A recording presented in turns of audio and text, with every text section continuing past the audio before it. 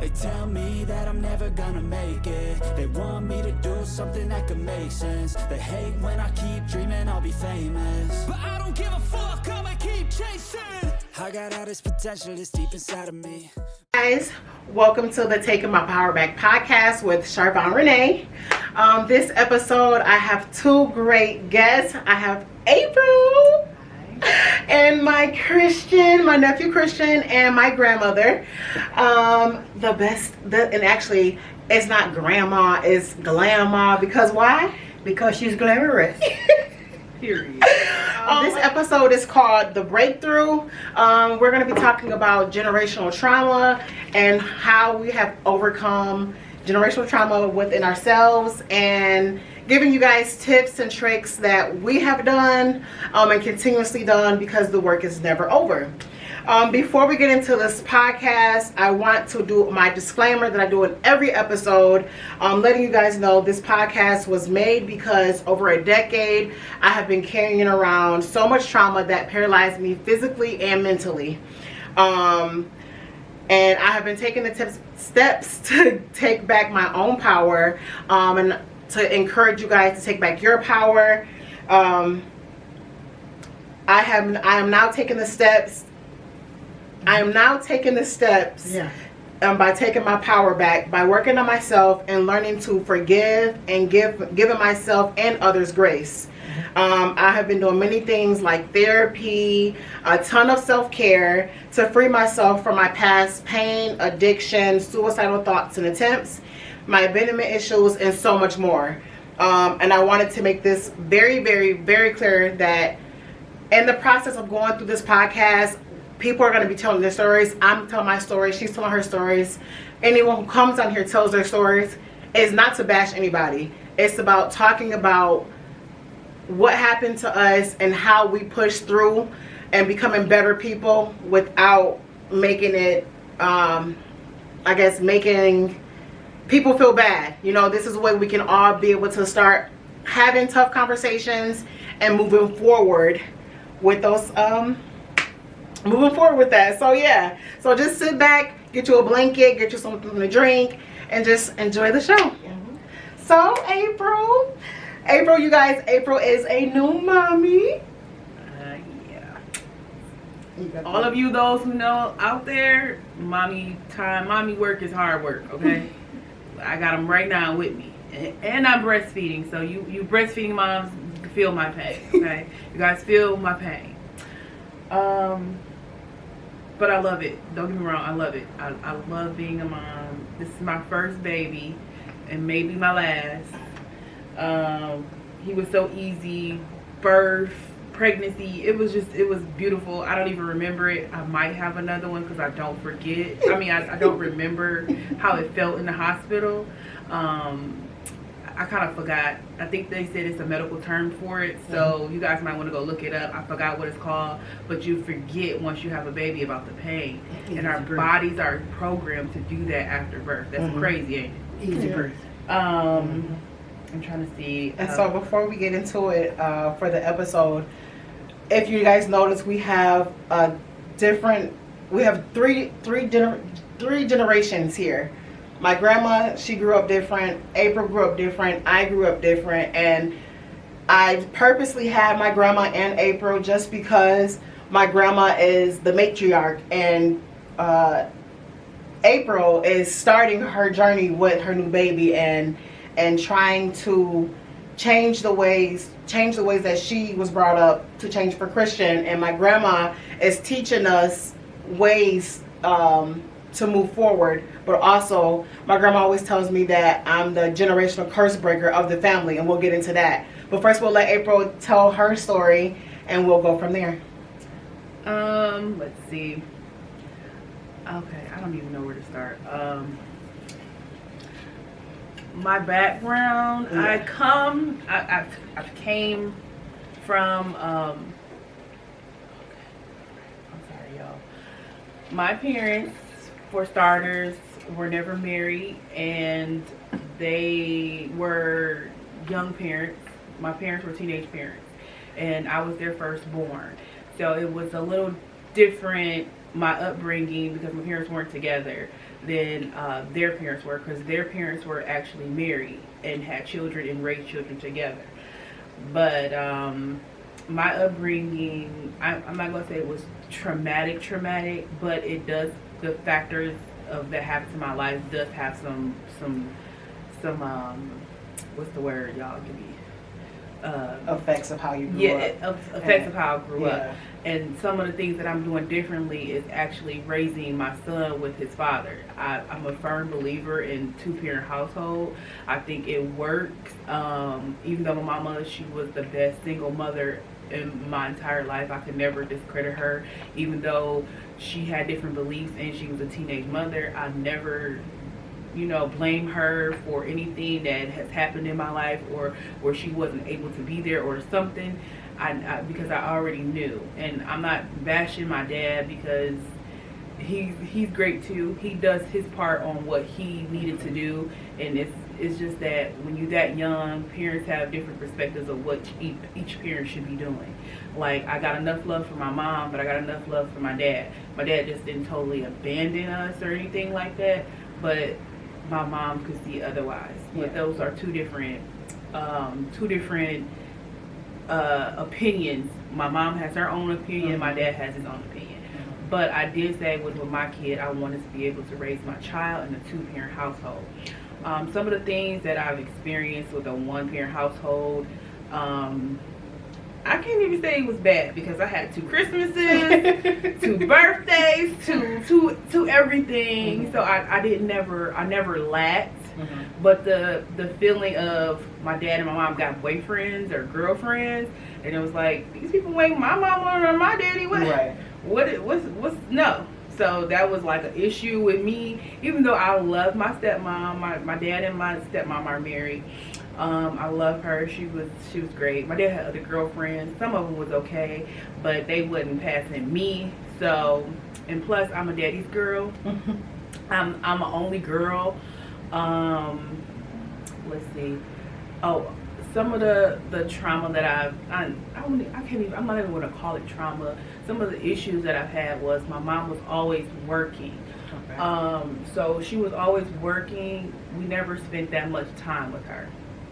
And to me, I learned that as growing up, I wanted to be able to spend as much time with my kids, because I seen how it affected my mom and it affected me, because she worked so much because she was a single parent. And I always told myself that I was going to find me a husband, he will take care of me, and I'm going to be able to raise my kids. Yeah, that was the kid me, but 9 times is hard. So it's a little give and take nowadays. But that was something that really affected me, and I know it was one thing that I wanted to be able to do with my kids, and also a part of that 2-family household. I think that's the most important thing. Single mothers have it hard out here, and I wouldn't want to be a single mother. I could do it, but I wouldn't want to do it. So with your mom and your dad, since they were apart and they had, it was two different. At what age do you remember? Or? So it was after my brother was born. My parents have 2 children together. I'm 21. I'm kidding. I'm 33, and my brother is 3 years younger than me, so he's 30. Okay. So my brother was born in '93. So they kind of broke up after that, because I remember something that affected me that I remember as a kid was my parents fighting. And my mom was a teenager still. She was like 18, 19. I remember this fight, and I tell my mom all the time I remember it. She was like, how do you remember you were only 5? And so but it really affected me. I didn't really see my dad, but my mom told me it was my dad. They were fighting in the front lawn at my grandparents' house, because my mom was still like 19 and still living at home. Oh, so they were really young. Yeah, they were young parents. Okay. Not to mention 2 babies. So I don't know what they were fighting for, but they were out there fighting. And my great granddad, God rest his soul, he was already old man by the time I was born. He was like almost 90. then in the 90s.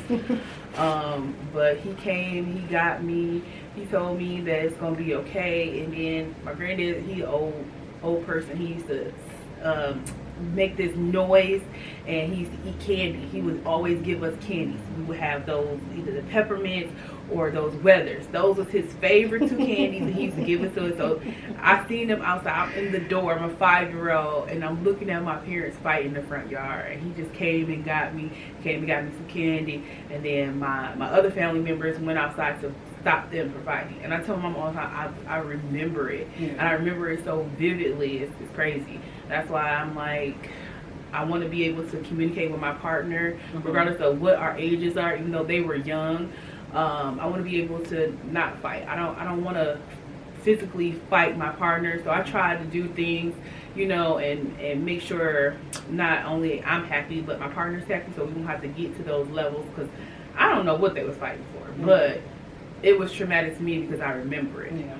I'm trying to see what else.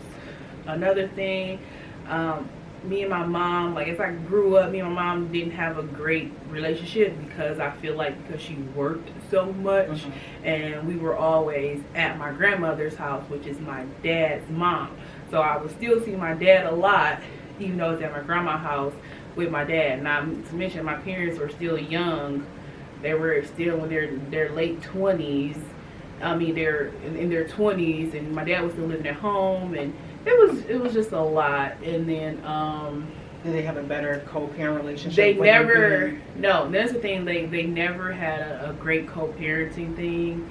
And that's what I also want to do with my kid. Is even if me and my partner were to break up, I still want to have a great co-parenting relationship with his dad, God forbid, but with my children's father, because my parents never had that. And they basically will go, my mom will go through my grandmother, or it's like they never could agree on things. So how is it now though? Like now that you're older, they don't even communicate. No, they don't communicate. Even though I keep telling them, I've been telling them this before I even had a baby, that one day me and my brother are going to have kids. And I said, you are going to have to learn to like each other. I said, I don't even think that they don't like each other. I think that it's just whatever bull that they were going through. Excuse me, whether it was my dad cheating or my mom cheating, I don't know for sure. Whatever the case was, because they were high school lovers, whatever. And so they dealt with a lot, you know, and my dad was young, so and having babies, so it was a lot for them. And I just want them to get it together.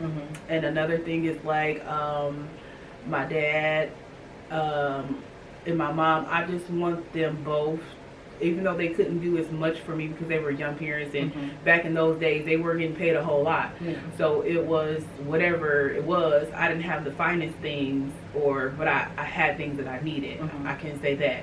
But I wanted them to be able to give my children as much love as if I didn't get as much love. You know, I want them to be there more for the grandkids than to be there for me, or if they weren't there for me when I was a kid.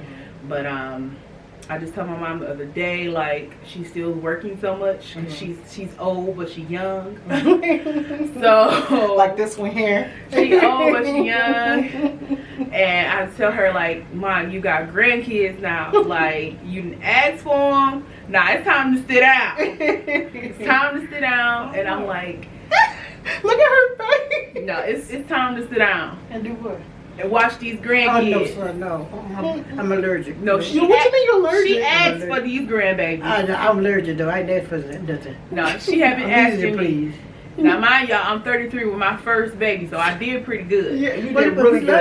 love We love y'all that y'all having them, though. We love y'all because you're having them. But y'all just want to look at them. Yeah. And did y'all No, take- we just had a conversation the other day. She said, April, she said, I'm on my days off, I'm gonna start coming to get Christian. I said, girl, come get him, because he gonna be ready. He gonna be ready for what she call herself, Granny. Her name is Granny. Granny. That's what she wants them to call her, Granny. Okay. This is not her first grandchild. Okay. This is her first grandboy, though. Okay. She has 2 other granddaughters. Okay. Milani, she's, how old is Milani? 8, and Serenity is 2. So this is the first grand boy for both my parents. Okay. All right. And he's spoiled already. Already. We just love us some Those are Christian young. baby. That's a few amount. We'll do a few amount. But she told me she was gonna do better. Cause I told my mom, I said, I know you feel like you weren't there as much as you wanted to. I was there too. I want you to do that and be that for my kids. Like, cause my dad's mother, I learned a lot from her. She's 80 years old now. She can't watch my baby like I want her to. But she spoils him every day too, though. But I learned a lot from my grandmother growing up because I was always like with her on the weekends or vacations during school and like holidays. And so I missed a lot of holidays with my mom because she was working or doing whatever she was doing, but it wasn't with us. It was baby. So, my grandmother, I love her to death. She's like my second mom, and then like my mom's mom. My mom's mom had mental illness growing up, so that plays a factor in some of the things or some of the issues I have with my mom. Which are all resolved because I love my mother regardless of the fact. It's just certain things and certain ways that she had growing up. She was just a little crazy, I feel like. But I as an adult, I just learned that she didn't want me to become a teen parent like her. That's why she was so strict on certain things. And I learned now because I'm trying to see, was one from my young? My grandmother on my mom's side, I'm not sure how old she was when she had her first baby, which was my uncle, but my mom is second. But they were pretty young. They were young enough. But my grandparents were married. But then it's like my mom came. My mom, I don't know. I ain't gonna say she was fast, but she was in love with my daddy, and they became teenage parents. And I feel like that was a generational curse that I broke with my parents because I waited until I was 33, well 32, 33 to have a baby, and that was my mom's biggest fear as me growing up. Even though I was fast, but not fast because I had enough sense. But I think that was what her main concern was, me getting pregnant as a teenager and having to raise a baby. And I'm like, but that's not what I wanted for my life. Like, I had heard it so much from her that it was embedded in my head not to get pregnant as a teenager. But I didn't want to get pregnant as a teenager because I liked the freedom. Like, I was out here living, I done lived my whole 20s kid free, thank God. And I think that was like one of the generational curses that I did break on my parents. And then another one I feel like I'm breaking now is a 2-parent household because Christians don't have a 2-parent household. Let me see, I'm trying to see what else. And the teachings, not even the teachings, the upbringings of how my mama brought me up and how I'm bringing Christian up. Mama was really strict, so I didn't get to do anything. I couldn't have boyfriends when I was a teenager. I couldn't really go nowhere unless it was to my family's house, and that was iffy too. And as I grew up, I used to ask my mom, you know, and then she would, as I became an adult, she told me like, basically she didn't let us go nowhere or do nothing because particular family members or people can't be trusted because so much back then people were touching children, adults were touching children, even your family, like, that's why I didn't let you go nowhere, that's why you only went to this person's house, this why you only went to that person's house. And like nowadays, like, people aren't like that. Like a lot of kids like that we encounter, they just like, oh, get up and go. And like, you ain't gonna meet them. You didn't know this person. You, like, I'm really big on that. The first time I ever went over a friend's house, my mom was like, where her mama at? Who there? Is it any men? She wanted to meet the lady. And I'm like, Mom, only going for the weekend, girl. A lot can happen over the weekend. So, you have to know where you are. She's like, you think you just about to go and go? I'm like, yeah, girl, I got this. I got this. And she like, no, I want to meet their mama. Is the daddy who in this house, who live there? Over. And my mom's generational curses, I've surpassed them. Just like my mom only has a high school education. I done been to college. I done been to trade school. My mom is like, she's 50, almost 50. And she's only worked in one particular field that I've known my whole life. Me per se, I done worked in this field, that field, and I'm asking for top dollar. But my mama is so used to the field she's in, and they're like capped at a certain amount. So I done surpassed her as far as making more money than she has, and also pushing myself to basically do better, because mom always told me like do better than her, be better than her, and she's never like I know I've heard some people say that their moms be jealous of daughters. I have never had to have that issue. My mom's always been proud of me and everything that I've done. She pushes me, she cuts me out, and I feel like even though I'm 33 years old, you know, she still is on my head, and I love her for that. My dad too. I'm his baby, so he's just like, whatever you want to do, baby girl, and it's just like, okay. But I love my parents for who they are, each individually, because my mama was the strict one and my dad was the lenient one.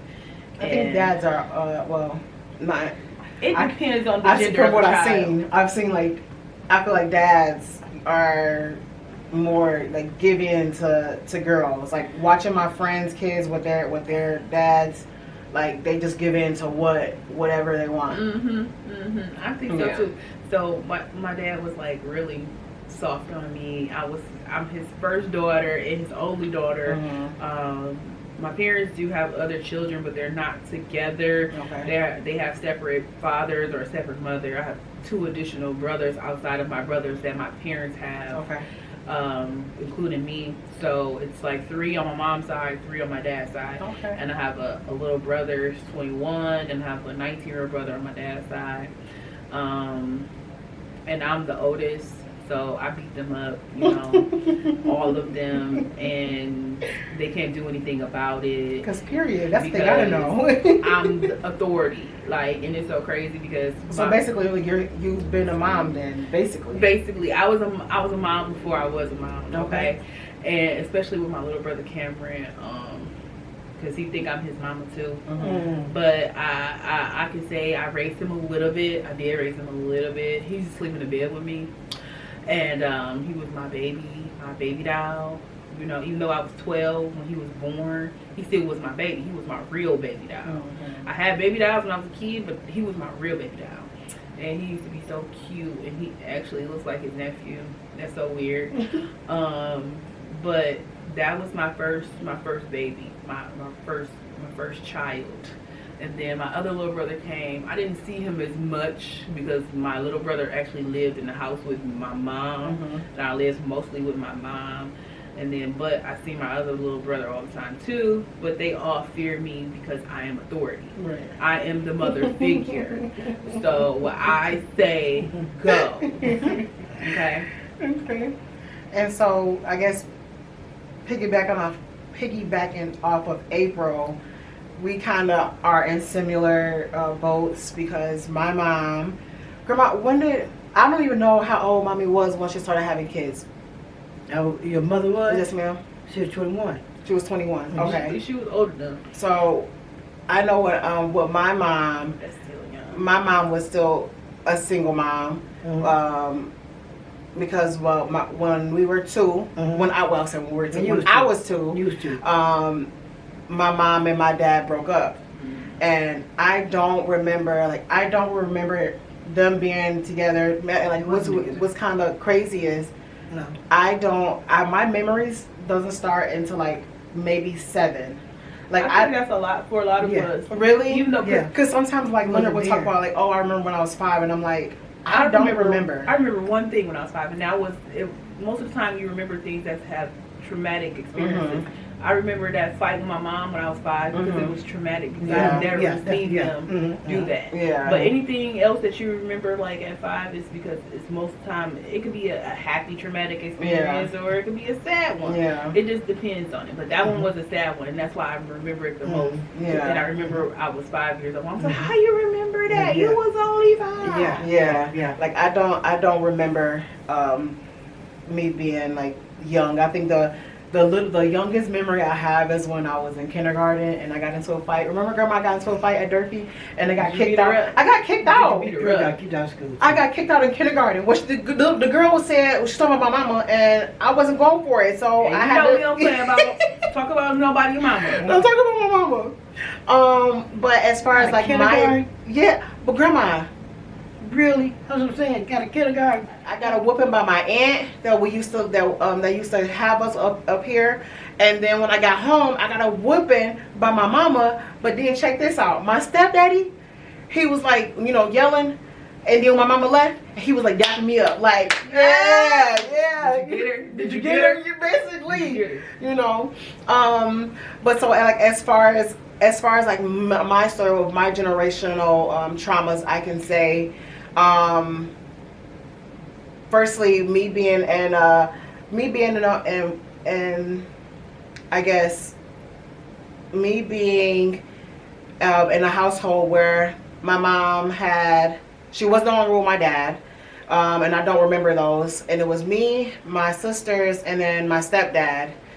And growing up, I felt like my mom was really hard on me.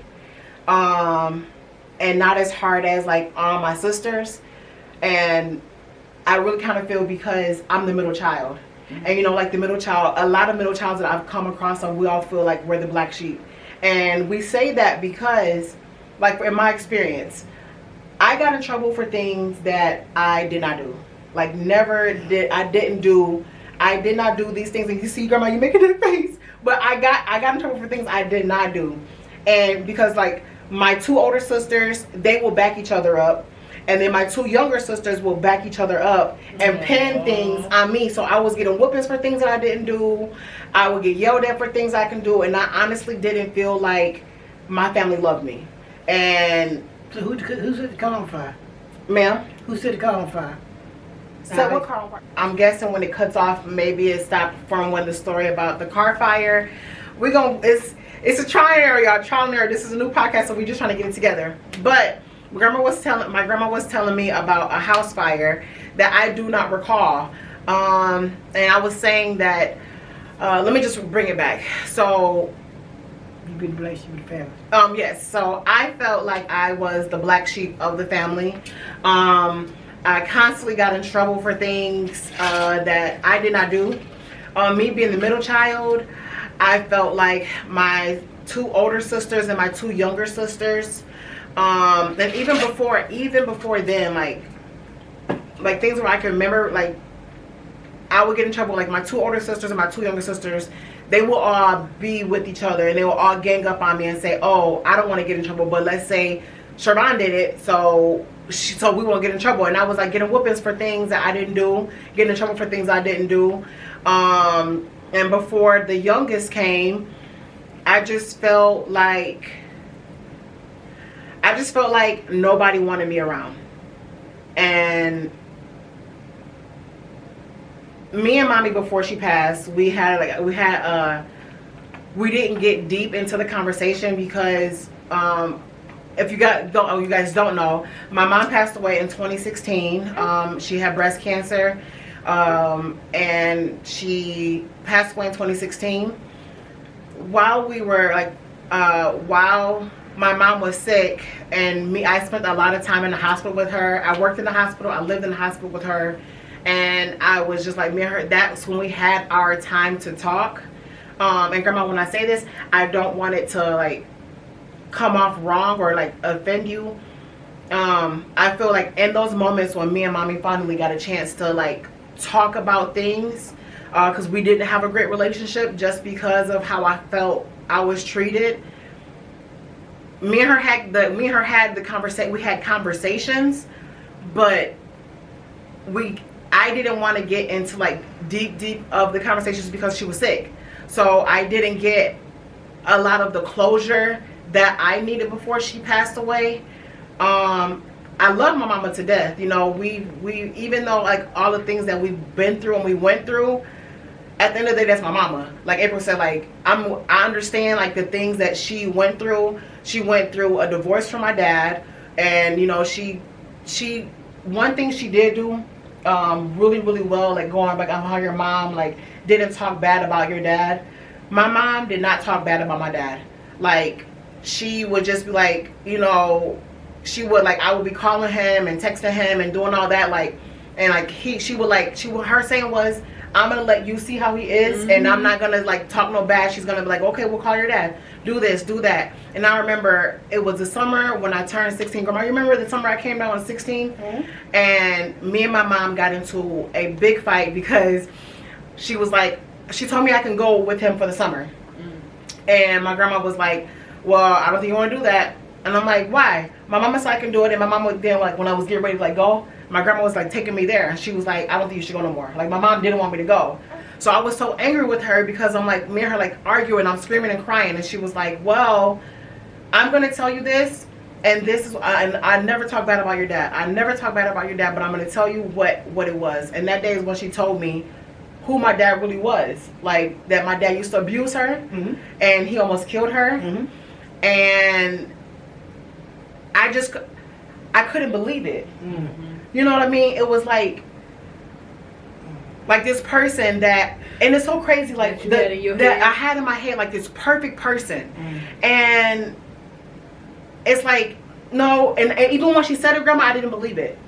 Until when I got to Georgia, everything that she told me that he showed me in a matter of 3 days. And I would have been ready to go home. And in a matter of 3 days, I was supposed to spend my whole summer with him. I was supposed to spend my whole summer with him. I went to my summer with my grandma and my auntie and their family. Like the third, I'm about to cry, but I don't want to cry. It's okay. It's okay. It's all right. It's a healing. Ain't no but healing. So it's only a test. Because she just like, she never talked bad about him. And the fact that within 3 days, like I couldn't even get a month out of you. It's only a test. I couldn't get a like. And the third day I was with him, he dropped me off to my aunt's house on his side. I don't know these people. It was one of the aunts that I didn't know. He dropped me off there and left me there. I didn't have no phone number. I didn't have this. And he came back a few days later. Oh, you ready to go? I was ready to go when you said you was going to the store. Oh, I thought you wanted to hang out with your cousins, just spend time. Honey, I came here for you. Exactly. You know what I mean? And so one thing about like to this day, everybody, me personally, I always wanted to be daddy's little girl.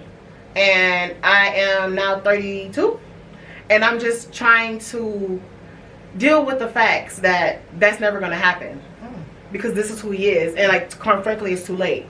Well, not necessarily, sir. Never too late. It's never too late. Well, for me, I've closed that chapter of my life. Like that. It's just chapter you closed. It ain't closed on his part. Because you not said that because before it's all said and done, you're gonna have to talk to him again. But I've had a conversation with him. Another conversation. I've tried so many times having conversations with this man. It's not a kind of conversation. And he don't want to listen, and he tells me I'm disrespectful. I don't feel like I'm disrespectful. I just feel like I'm grown now, and you're not about to see a lot of my face. Like, it's not we're not there no more. So what kind of conversation? It's gonna be one of those conversation where he's going to have to come to you and let you know how he really feels and what he really did, how he really felt about you. You don't know how he felt about you. You just know how you feel about him. Because for it's all said and done, you're going to be the one he needs. The one that you. But I don't want him there. I don't want him when he needs me. That ain't got nothing to do with you. There's nothing, this part of life you can't do nothing about. This is God's way. You gotta do God's way. You gotta do things His way. And they always tell us, and it never fails, The one that you dislike the most is the one that you need before you leave here. He's going out to come to you. He ain't got no choice but to come to you. But that ain't nothing but a healing. It's only a test. Right. For you to get stronger in your walk Right. that you're going through now. Right. It still make you stronger in your walk. Right. And to stay that generational, keep that curse breaker Right. that was broken, that still cannot present itself again. You're going to have to get rid of that thorn that's in his flesh, not yours. Okay. It's gonna be on him. It's on him now. Yeah. But see what I'm saying? She can't say what they ain't going to do because she don't know what God wants to. Okay. Prayer changes things. Okay. It do. You're right. It do. You're right. And so, like, moving forward now that I am a parent figure, that's crazy on its own. Those of you guys don't know, my sister just passed away in 2021. 2021 she died January 1st. It'll be two years. 2 years. It'll be 2 years on New Year's Day is when she passed. And unfortunately we had to separate her kids. And I have I thought I was gonna get all the kids, but I'm raising her middle child, Aiden, which is funny that I'm raising the middle child and we kind of have like similarities on things. And what I'm teaching him now is to be able to express like his boundaries, because I felt like I wasn't able to do that as a kid, you know what I mean? And I just feel like even with like my god kids and with my nieces and nephews and my friends' kids, like I always make, or like the kids that I nanny, like I always make it a habit to make sure that the kids are aware of their boundaries and know what their boundaries are and be able to express themselves without feeling like less than, you know what I mean? Another thing I'm teaching Aiden how to express himself in a healthy way, so it's not like example, if this person makes you uncomfortable, if they touch you or if they say something to you, if they say something mean to you, be like, instead of be like, you know, don't talk to me, be like, no, hey, what you just said to me, it made me uncomfortable, or what you just said to me hurt my feelings, can we talk about it? And it's been instances like I'm seeing Aiden like learn things, you know, of things I'm teaching him, like they had to check me, you know, Leonard and Aiden had to check me. So girl, look, I was so we went to Five Below, and we went to Five Below, we're getting stuff for my Christmas tree. And while we're in there, I seen pajamas, and I'm like, oh my god, let's take Christmas pictures. We didn't have like, I want to do like memories, because I always said when I have kids I want to do this, you know. And unfortunately I wanted kids. I've had 2 miscarriages, but now I'm raising my nephew, so it's like I'm his parent figure, you know. And I don't like saying, like, sometimes I feel guilty of having to like tell him things or something, like, why? I don't know, because I'm his aunt. And so what? I know. I But think our mom was too. Mother aunt. So right, you know what I mean. And so anyways, we went to Five Below, and I seen these pajamas on the shelf, and I'm like, oh my god, y'all, let's take these pictures. Can we get a bunch of pajamas? And they were like, oh, you woke that baby up, bro. TT loud. They were like, I was like, oh, can we get these pajamas, please? Let's take pictures. And they were like, no. And I got an attitude. Him and Leonard don't like taking pictures. Like, that's just like their thing. So I slammed the pajamas down and I walked away mad. Aiden and Leonard stopped, grabbed the buggy. They both grabbed the buggy. And they're like, wait a minute. Go get the pajamas. And I'm like, no, y'all don't want to do it. They was like, go get the pajamas. We'll take the pictures. So now I'm excited. Going to get the pictures. Okay, I'm going to get in the car. I'm like, you guys get excited. We take these pictures. And I'm like, no. So instantly, I go back into my defensive mode, and well, then I'm gonna take this back in there. Y'all don't take the pictures. It's gonna do this, and I start crying. Now, mind you, I was on my period too, so you know, a disclaimer. The disclaimer. The PMS is something, and I'm a Cancer, so you know it's real. Oh, and she's emotional defensive. So they were like, Aiden goes, wait a minute, TT. Wait a minute. Push, like, Charvon, like, chill. Aiden, like, Leonard's like, chill. Aiden's like, well, tell me how you feeling right now. Okay, use the you on you. you use your words, because right now you're not using your words and you're crying and you're saying all these things that we didn't even say. Look at Aiden. And I folded my arms and I looked like, and Leonard goes, yeah, he said it. And he was like, well, Titi, that's what you tell us. And Leonard was like, so tell us how you're feeling. Okay. And he was like, before you answer that, you feel, Aiden goes, Leonard goes, you feel that we are going to mess up your pictures. And Aiden goes, and we're not.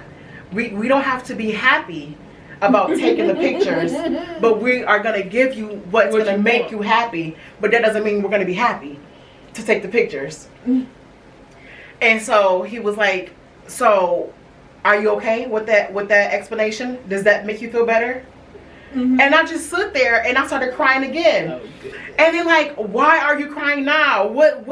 I was like, because everything I be teaching y'all and I be bringing back her feelings and be talking to y'all and trying to get, and y'all using it on me. That's so beautiful. And they like, oh my God, are you okay? Can we turn the music on? Because now you're making it weird. They're such guys. So just like seeing that moment, it really shows me like what I'm doing is right, and how I am raising him and breaking these generational curses of whatever the parent says goes, like, or whatever I say goes, or what's happened in this house stays in this house.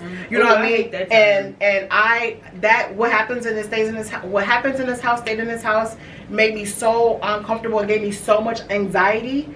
You know what I mean? Because it was a lot that happened in the house. You know, everybody, you know what I'm saying? So, and just being a kid and having to figure, so like being so anxious all the time because I don't know, like I can't say this, but I need help. And if I came and say I need help to mommy or to my sisters, or you know, they didn't listen. Everybody thought, oh, I'm emotional. It was, oh, you're too emotional, or I'm too angry. They told me, oh, you're too angry. You need to calm down and be emotional. Oh, I'm too emotional. I need to take action. So it's like I'm stuck in the middle of am I angry? Am I sad? Or like I didn't know the proper channels to be able to express my emotions. And you know what I'm saying? And so that's why I'm pouring into Aiden to making sure that he has the proper channels to pour and express himself, and you know, be able to say it respectfully and not just feel like he can't say anything. Because what I always tell him is, this is your life and I'm going to let you do what you need to do for your life. As far as I'm here to guide you, okay? I'm going to tell you things that you can't do. You know, it may make you upset, but we'll talk about it and figure it out if there's an alternative. But some things are going to be, this is what it's going to be, you know what I mean? And not saying like harsh, like this going to be like, this is giving him a reason why, like talking to him, going to talk it through. Oh, you can't do this because this person, this parent, their social media ain't giving what it's supposed to give, because I'm checking social medias, I'm checking phones, you know what I'm saying? So if I see parenting. this, yes. If I see something that's not, you know, if I see something that's not right, this is why we can't do this. You know what I mean? And so, you know, when my grandma, she always like tells me that I'm breaking the generational curses off our family. When she told me that too, that kind of gave me anxiety a little bit. Not to cut you off, but you also got to know is the things that we know now, parents didn't know back then. Right. And that go back from the moms, the grandmas, the great grandmas. The times have changed so much, and education is really key. Because I feel like our generation, me and your generation, we're more educated, and we into therapy. Because back then, parents were like, no, we ain't want no therapy. We our own therapy. Oh, we gonna trust in the Lord, and that's what's gonna be. Yes. I'm not saying don't trust in the Lord, because the Lord makes the way. Okay. But some of this modern day stuff, it helps too. It really does help, and that's another thing. I don't blame my mom, because she didn't learn certain things from her mom, because her mom was sick. And then like when she trying to teach me growing up, raising me, I learned what I could learn, but I learned other things from other women too. I learned things from other moms, and I'm taking everything that I learned from different people and putting in the aspect of raising my kids. And not only that, the doctors, I listen to them a little bit, you know, just a little bit, because they don't really know how to raise our melanated children. I mean, they don't know, I'm not gonna say raise, they don't know how to treats our melanated children, as well as I would say our ancestors, our black ancestors. Our ancestors are the ones who didn't raise the babies before the babies. So why not go to your elders and ask them? But some of this modern day information, it does help with raising these kids nowadays. Is that thing still running? Yeah, it's still running. Okay, Grandma. So tell us about your your experiences and how you feel of like this generation and My child's generation. yeah. Like tell us about how your upbringing was and things that you can see that you've changed. Child, my upbringing was so much different than y'all's. Y'all really sound like y'all Grandma. sound like y'all in space somewhere in another zone for real. Because my upbringing was so different than y'all's. I am number 14 out of 15 children. Ooh. And my sisters and brothers, me and my twin brother was the last two that was born. And we had 3 sets of twins. 3 sets of twins. And, Ooh, that sounds like my great grandma. And we had 2 sets of girls and a girl and a boy, which was the last generation. And see, we had to take the lip from everybody. Now, my oldest brothers and sisters was grown when me and my twin brother was born. So the rest of them started from the eighth generation. All of them were still at the house, so we still got 8 generations of people to go through, sisters and brothers to have to deal with every night. See, we used to, my generation go back so far until I can remember when I was 3 years old, and my father was a farmer. And we picked cotton, stacked peanuts, pulled corn. My dad was a farmer, and he had administration. He think my mother could bear, I believe, because he said he wanted his own army. Ooh. And he almost had got it. Yeah, no, he didn't get it because he was 30. That sounds just like in the my army? in a platoon. Okay. So he got half of what he wanted, but he didn't get it all. But then at the same time, our rhythm was different because I had a mother and father and a grandmother. My mother's mother stayed with us. I didn't get a chance to meet my grandfather because they had did something to my grandfather before I was born. My grandfather was a Blackfoot Cherokee Indian. Oh wow. And he was the chief of the tribe. And mother brought grandmother from Sandersville to get out of the rambunctious way of living. And my mother married my father when he was 13, she was 12. So they'd been married for years. And they got married And so so young. They got married so young, But, so you know, in they didn't certain need any states, they license. could get married. Oh, that wow. Yeah, they didn't need a license at that time to get married. The only thing they had to do was to write their name on a piece of paper and stick it on the door for 30 days. And after the 30 days was over with, they was married. Well, my father couldn't write, so they just made an X on the paper. Mother could write her name, but Daddy couldn't write his because we couldn't read or write. So therefore, we taught our father how to read and write. When me and my twin brother was going to school, and we got our Mary Jane C books and see Mary Jane and the Little Red Dog. We taught our father how to read and taught him how to write. Okay. But you couldn't beat him out of a dime. Now, he could figure, he can write numbers. He can write numbers, but he couldn't write writing. He couldn't write in cursive. He couldn't print. Let's have the what's they think? So That don't make no sense. Yeah. So me and my twin brother taught my father how to read and write. And we didn't never never need anything because we always had everything. Everything that we ate, we grew. So going to the grocery store was not an option. We didn't have to go to the grocery store to get anything because the man down the street, he ground up the corn. Which people don't know that grits is made out of corn. But Really? Yeah, I didn't know that. yeah, grits is made out of corn, and so is meal. And we used to take our corn to Chapel's Mill and get it grind up and for corn, and then we'll take the yellow corn to the grit man, let them grind up for yellow grits. And then our flour and everything, we always bought our flour by the great big 20 pound bag, and they always had a great big drum that they put the meal, the flour, and sugar in. Okay. So therefore, when we didn't never give out of anything when we was coming up. My mother was a seamstress as well as a RN. My mother was a housekeeper as well as a house designer. My mother, she could come in your house and clean up your house, and you would swear you were living in a different place when she got in there, because she knew how to decorate your house. She knew how to clean up your house and decorate it.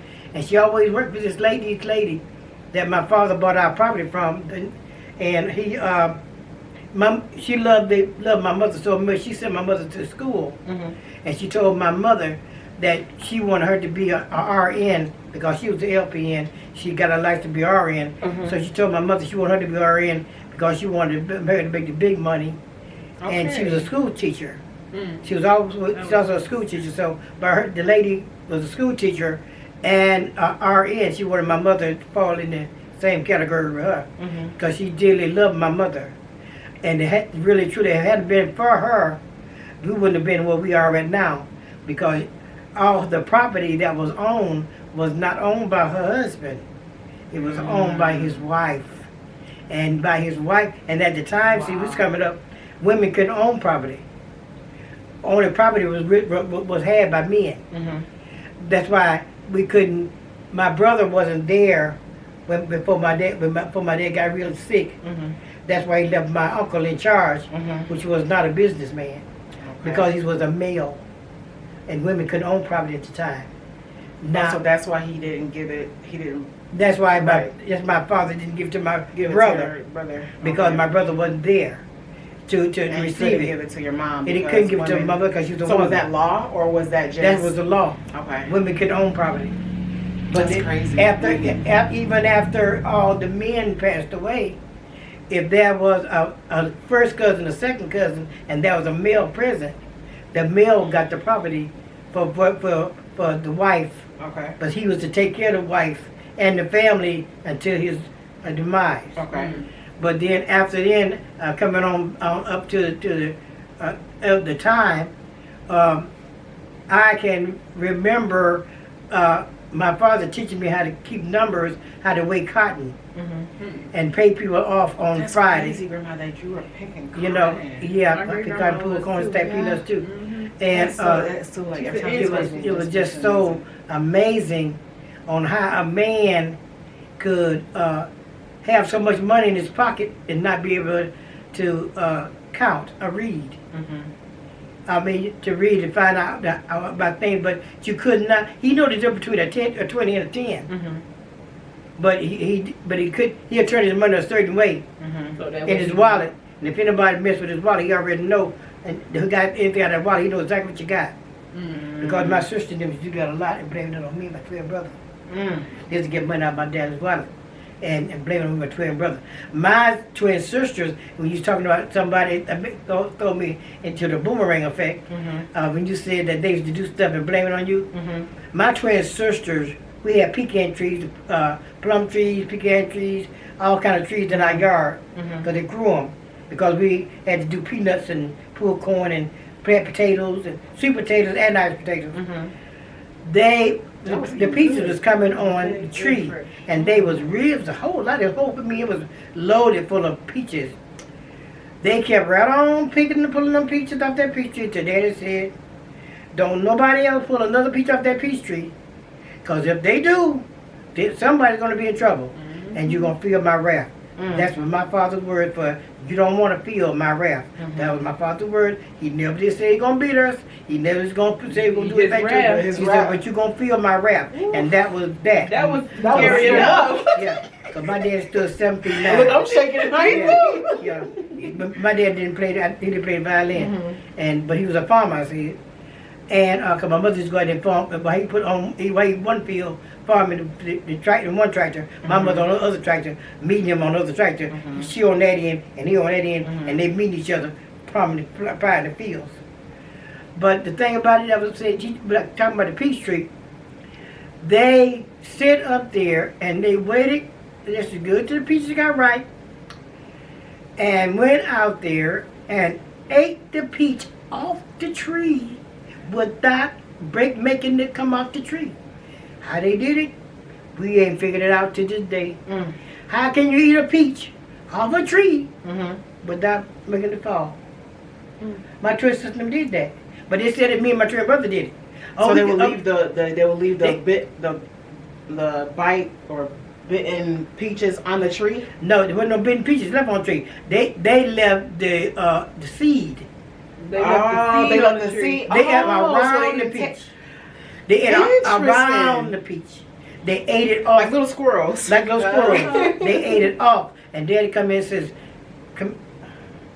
He did a number. And everybody's in line because we know when he did that, everybody come forward. That means somebody about to get Somebody finna get killed. So I just, oh Lord, who done did something now? And he said, well, who tell me who ate the peach off the peach tree? They were backing up. They wouldn't know they're backing up. They already know what time of day it is because my dad didn't play and say, they did it. They did it. The youngest ones. The youngest one. And we always got in trouble for all of them. We got in trouble for my oldest sister, my oldest brother, my other sister, my other brother, the twins, and Robert, and me and Joe. We had 55 cents. That's why we stayed from the house. We had a little thing. We go up in the house because we go up in the house get the eggs. And they go chickens. Yeah, chicken eggs. We had a special way we go up under there and get the eggs and bring the eggs to the family. But honey, they did it to us. We all the time we was in trouble. So I came up with a remedy for me and my twin brother. And the remedy was, when mother go in the house, we going in the house. When mother go in the kitchen, we going in the kitchen.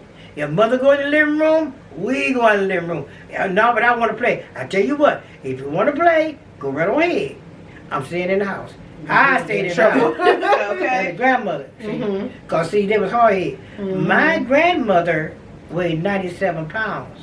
My dad used to pick up my grandmother like she was a little baby and pick her up because she couldn't walk. He picked her up and take her everywhere we want to go. And we didn't never leave her home. See, they took care of the elder on the shoulder.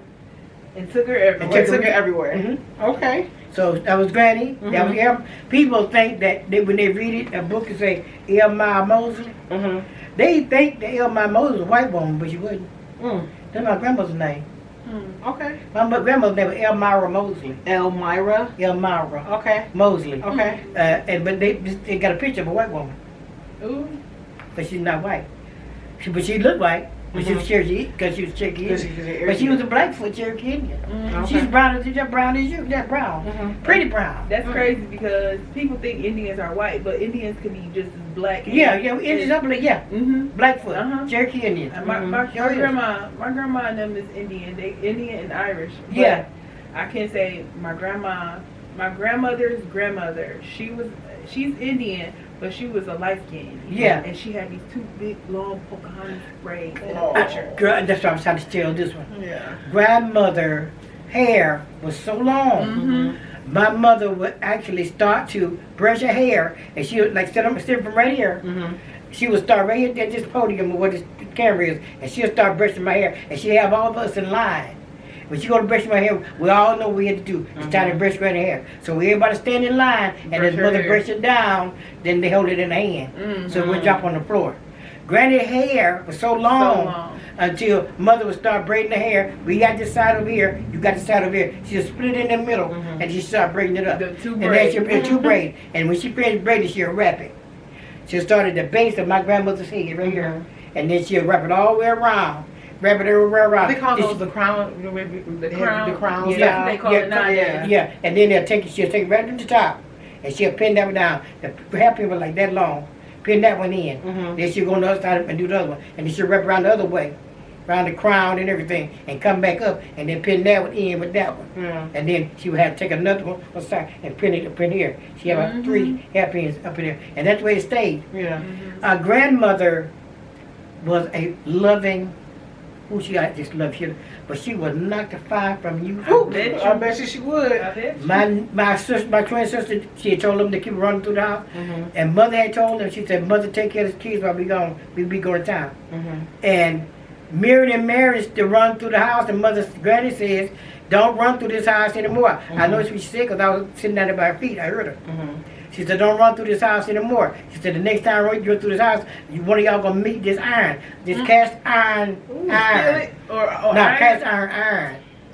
And they ran through there, and by the time girlfriend got to that third step and did one of these, girlfriend said, "What?"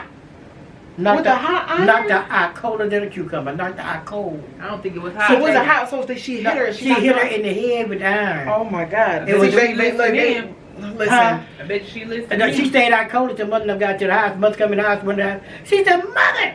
She said, "What?" She said, "What did you do to my baby?" She said, "She on the floor." She said, "Well, then I know she on the floor. What you did to her?" She said, "I told them to quit running in the house, and they kept on running to the house. Now she down there on the floor." But Daddy said, what happened? He told her.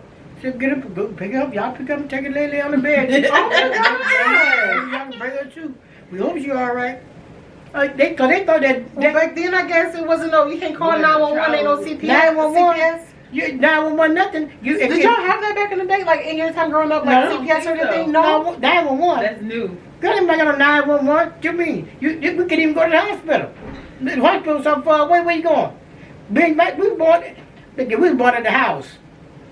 Oh my God! So she knocked her out with the couch. Can't knock her out colder than a cucumber. But my grandma throw stuff too. She wasn't standing there. She told you to quit running through the house. And I agree. And back then, see, back then she did, but see now. With the cast iron skin, like you just It knocked was her the skin. out. It was iron. No, bless her She heart. heard her, but she heard what she said. And she said what She she said, She "Don't wasn't playing. run Gotcha, through this right house no more." I bet you like that. But see, the thing about it is, see, the difference between me, I was raised up, and the way the generation now people is, see, you want to be your kid's friend. I'm not your friend, but a friend we have in Jesus. I am not your friend. I am your worst enemy. And like I told you, She said, "I'm your worst enemy." I'm not. I don't like you so very well right now. So it'd be your best bet if you take a little somewhere. This one right here. She had the audacity. I mean, I don't know what was on that. My broad tripping. They don't like me to call him a broad either, but they'll be all right. They'll be all right. I had sit up here and I sit up here, child, trying to be nice to her, trying to be nice to girlfriend. This broad here sits up here. Now, cause I done told her, she up and done burned up my air fryer. Now she gonna sit up and be. Wait, don't. Wait, because what had happened was. Yeah, we go with what happened. Listen, I was trying to help you. I was organizing her kitchen. I appreciate it. And I'm used to gas stoves. Down in Georgia, she has an electric stove. So when I set the air fryer on the stove, the air fryer hit the knob and I didn't know it. Oh. So it was on and I started smelling some plastic. I said, "What is that plastic smell? Something smells like it's burning." I'm looking around and no smoke yet. So I'm looking around, I open the door and so her kitchen is next to the backyard. I'm like, okay, so maybe somebody outside burning some plastic. Okay, so I'm gonna keep going without listening. Then the smoke came.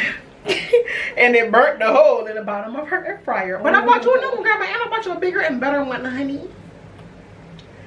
Next door neighbor.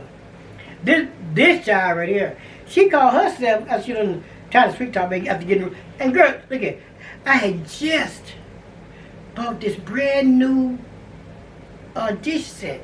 Cups, sauce, everything. No, she didn't break it.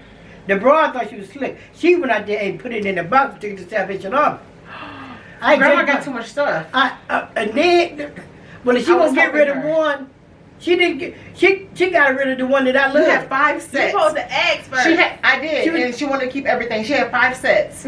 But back to the ranch, Grandma. That's like my grandma. We had a little intermission. Look who's awake. Say hi, Christian. This is TT's baby.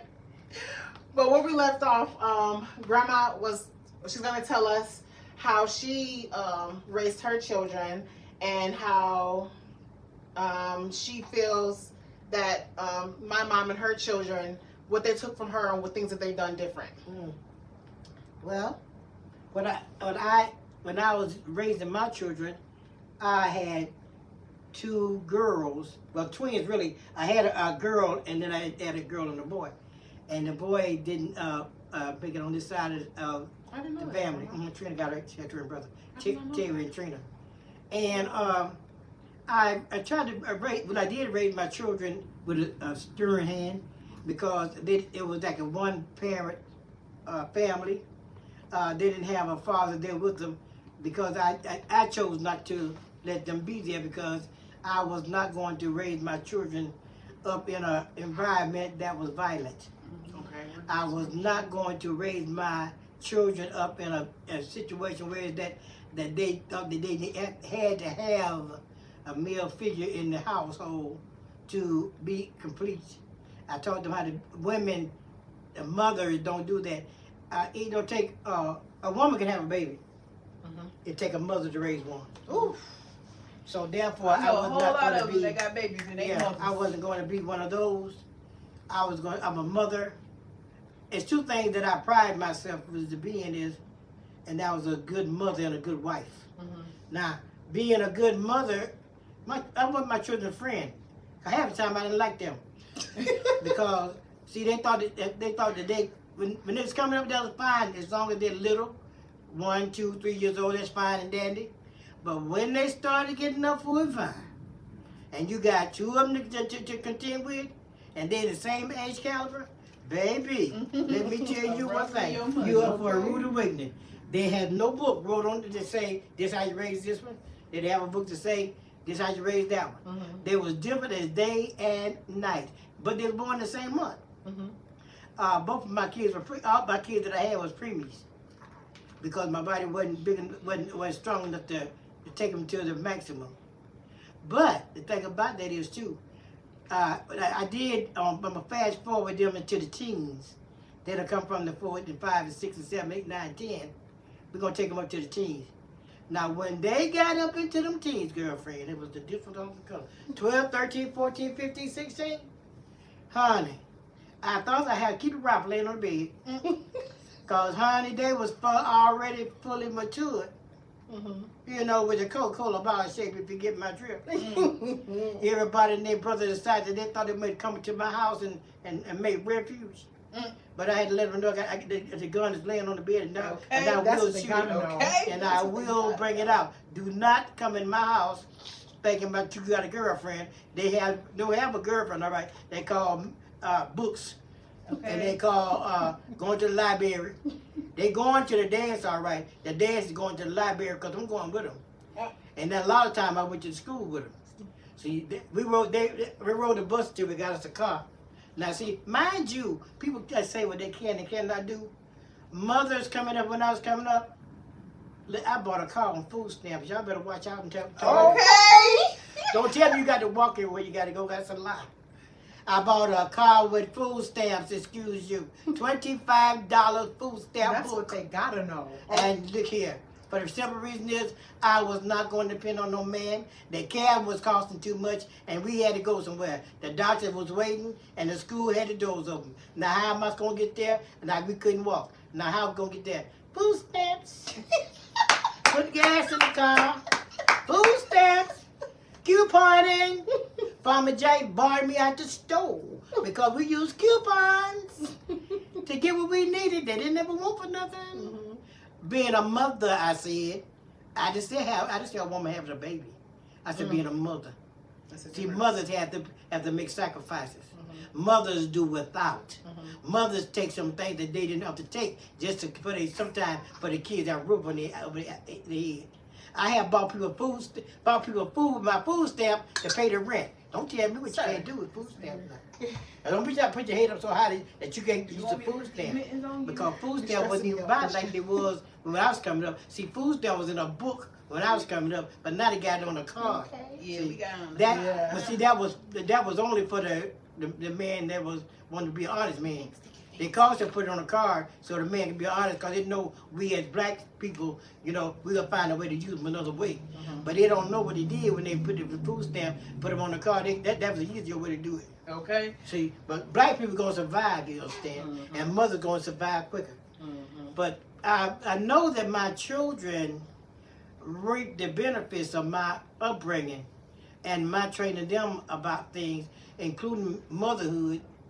Because I was the grandmother at 40. Okay. I caught attitude at that for 39 because I was in the hospital acting crazy. They put me out of the hospital, tried to put me out of the hospital anyway. They tried to put me in the hospital, but my daughter told me she was going to have a baby. I try to tell you. See, them big clothes wasn't fooling me, it was fooling everybody at the schoolhouse. You wasn't fooling me. I already know you were pregnant, but you wasn't fooling me. But when she had the baby, she said she couldn't do it. And I thought she was 9 months too late. So now we got a baby. Now we got to take care of these kids. Now you bringing, I let you go to the party. See, you know the parents, y'all need to quit letting these kids go to all these parties. Because if they got one child going to the party, they're going to bring another back with them when they come back for the party. Now you're going to have 2 kids at the party. If they're not responsible enough to have a child and be on their own, they ain't no enough to keep on going to the party. I'm here to tell y'all right now. But if y'all want to be their friend, you always going to have those kids. And we had them. We did it. The baby boomers made enablers. We was the one that made enablers. Whether you want to come up to the place and say you did it, if you don't do it, this is not to disgrade nobody. Quit being an enabler.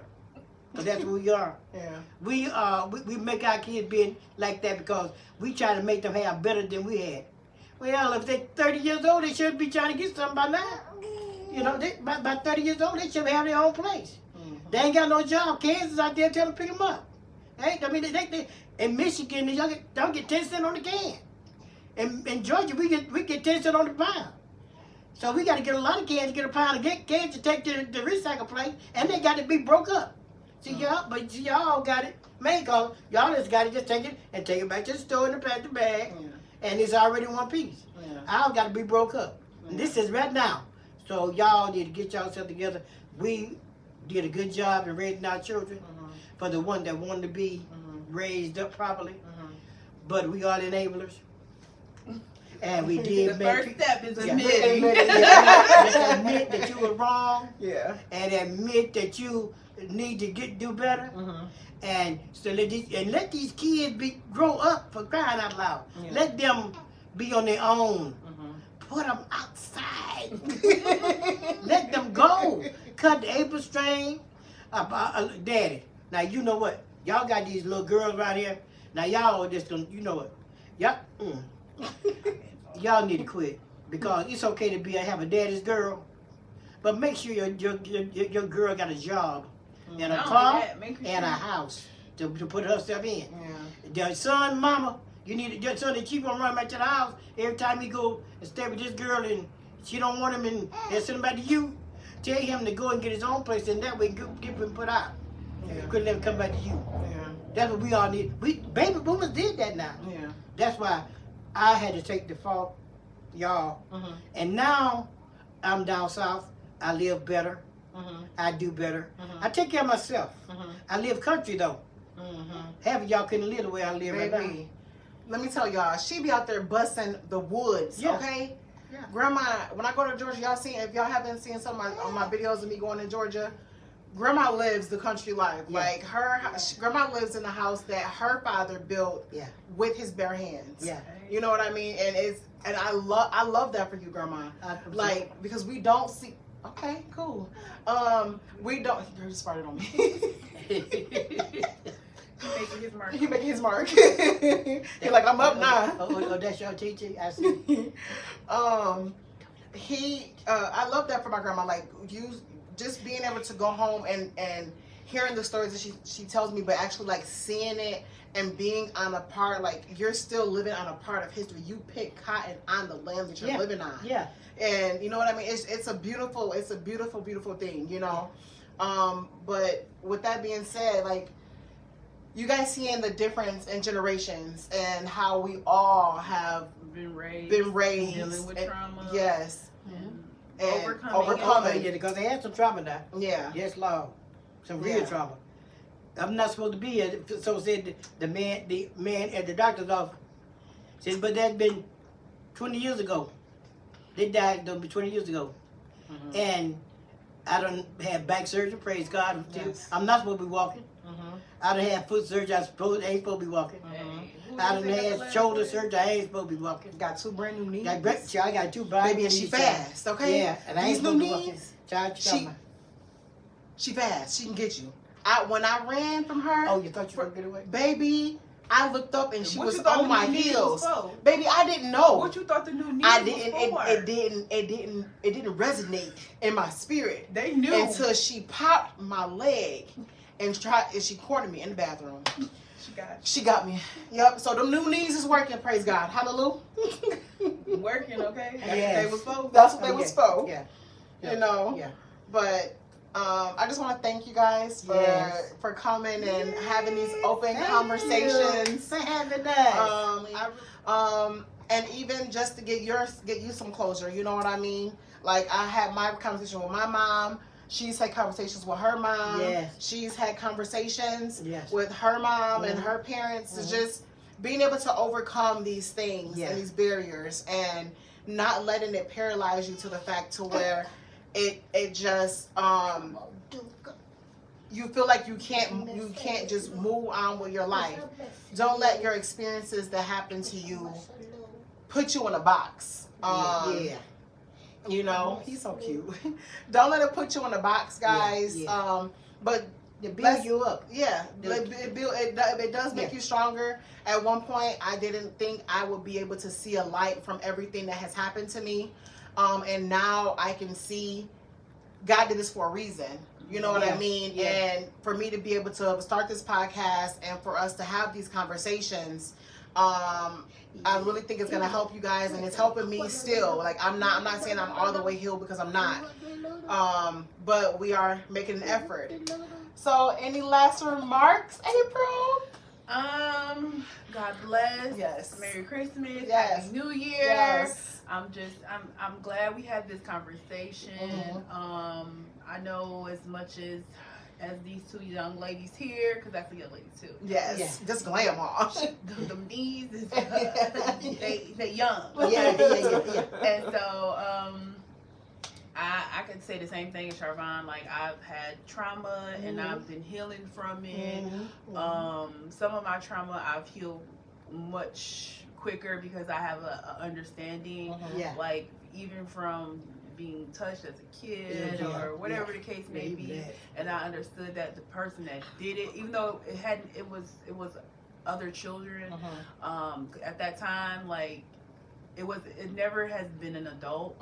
Thank God it's never been an adult, but I had to understand that the kids were doing what they were doing because somebody was doing something to them, and I never fault that person or these people because it was like, okay, I didn't understand when I was a kid, but as I got older and I started reading books, going to college, taking psychology, doing all sorts of things and educating myself, I was like, it's not their fault. Yeah. Right.